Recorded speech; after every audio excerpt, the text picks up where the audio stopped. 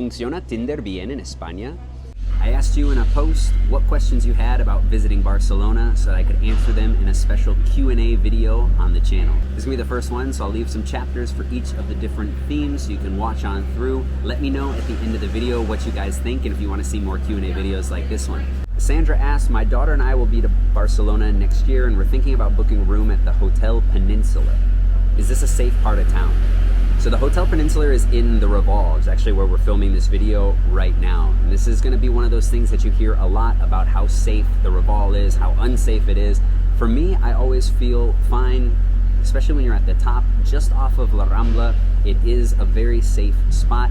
Down where the Hotel Peninsula is specifically is right outside of the Palau Güell, across the street from the Plaza Real. So it is a very, very busy area, lots of tourism, and everybody down over in that area. I think you're fine spending time over in that area.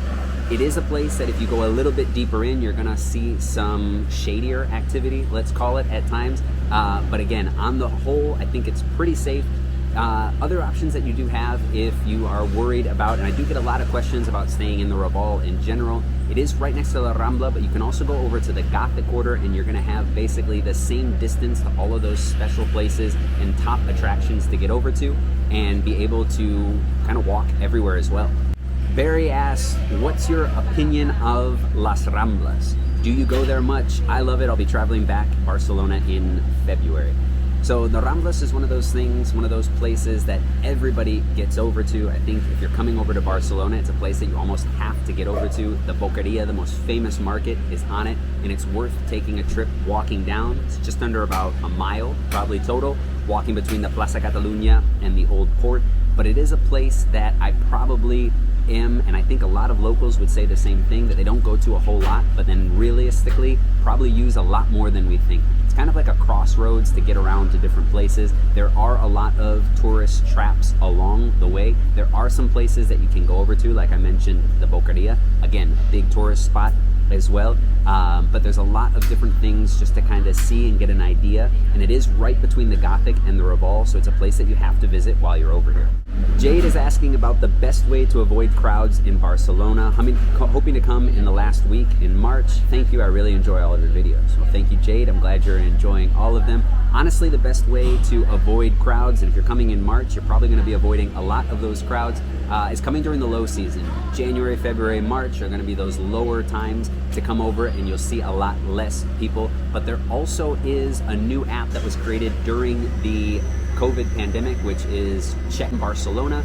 And if you go on over to that, it'll tell you basically what are the most populated areas or the most populated parts of the city. Obviously, it's going to be a lot of those top tourist attractions, but if you're able to get away from those top places to visit, you should find pockets where there are a lot less people in general.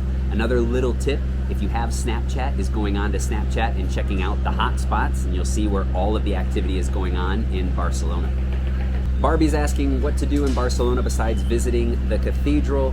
I'm assuming you're referring more to the Sagrada Familia, which is basically the #1 attraction in all of Barcelona. You've also got the Cathedral of Barcelona if you're going over to that Gothic quarter, but there is so much to do in Barcelona, kind of similar to that last question about getting away from all of the crowds and everything. There's a lot more to do from just going to those very, very famous spots.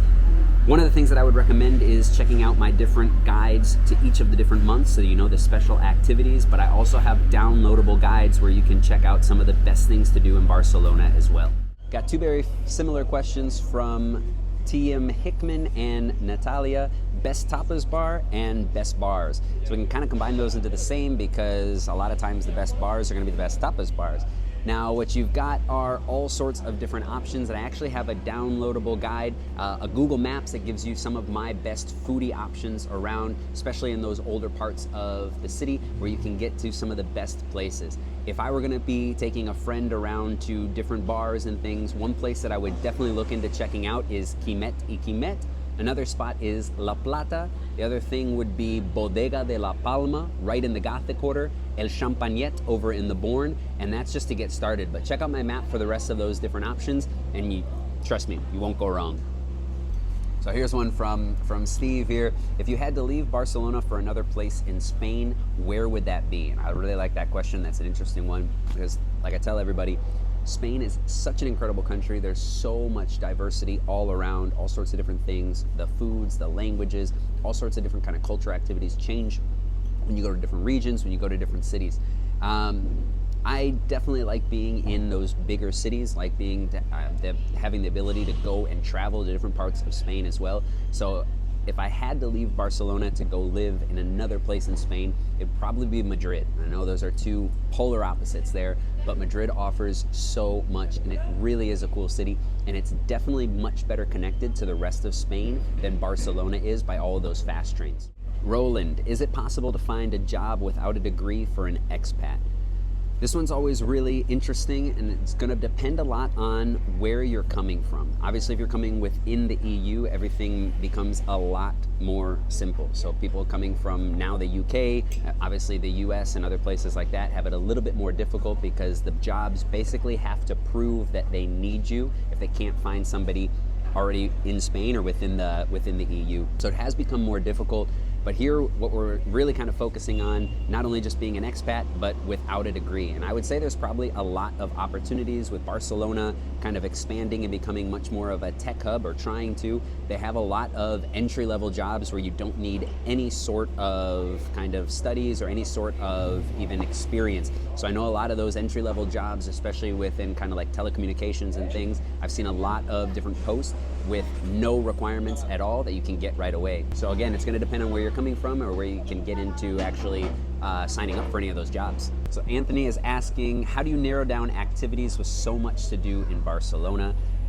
It's a great question as well, because there's always different things going on, and realistically it's impossible to know everything that's going on. But some of the websites that I always check out to kind of see what's going on and make some of these videos for you guys and really get a better idea of things is Barcelona.cat, which is the government website, which gives a lot of kind of more of the cultural things that are heading out, different activities and different festivals and everything that's going on in terms of their calendars. Another big one is Time Out Barcelona, that has awesome recommendations, and maybe not everything for tourists, but for natives and locals as well. It's got a lot more of those kind of plays and different things that are definitely going to be all in Catalan or Spanish, which might not be opening it up to a wider audience. But there's all sorts of different options that you can check out. Obviously check out the channel, because that gives you a lot of great tips as well. But I kind of look at those different things to see what's going on, and after having lived here for so long, I kind of know a lot of the calendar as well, so I know what to do. But every time I know that there's a specific event coming out,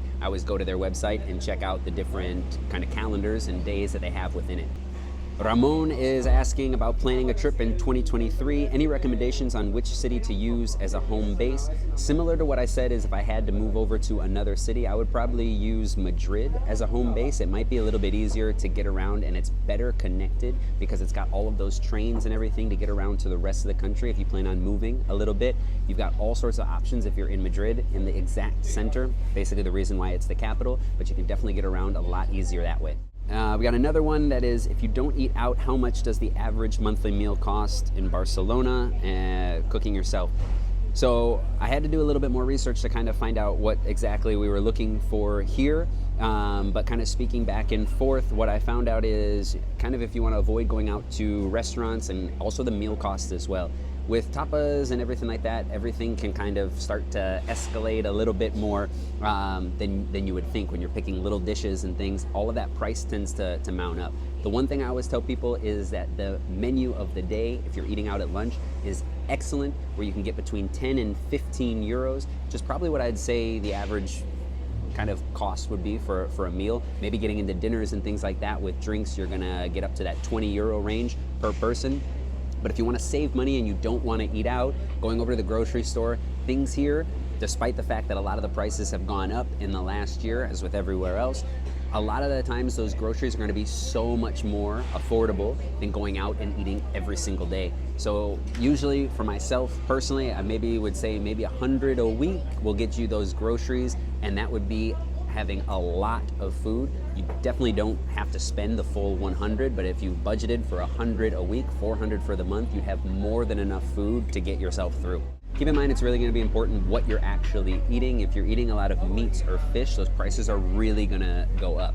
But on the whole, everything's gone up in the last year. Like I said, 100 is way probably more than what you would need. Drop that down to maybe 60 to 80 euros per week, and that might be a better number for you.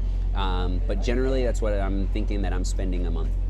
All right, and so those are some of the questions I got from that last round of the Q&A video. This is gonna be the first one that we're posting onto the channel. If you'd like to see more of these and it helped answer some of those questions, leave a comment below, like that, and share the video as well, and it'll let other people know about that. And I'll see you in the next one.